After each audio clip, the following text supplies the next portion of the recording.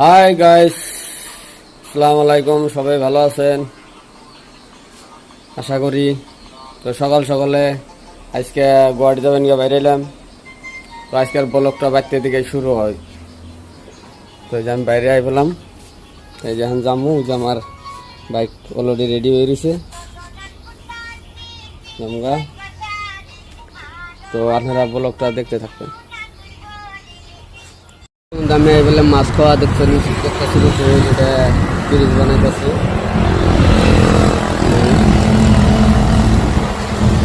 দায় সাইড পাই গেছি গিয়া। তো দেখেন এই যে আমরা লেআউট করবার নিকে হুতা টানাইতেছি। তো মুন্সি এই যে হুতা টানতেছে, সব টানা নাবো না, খালি বুনিয়াটা চেক করবার নিকে। হ্যাঁ, এই যে বিল্ডিং হবো। দেখেন গাইস।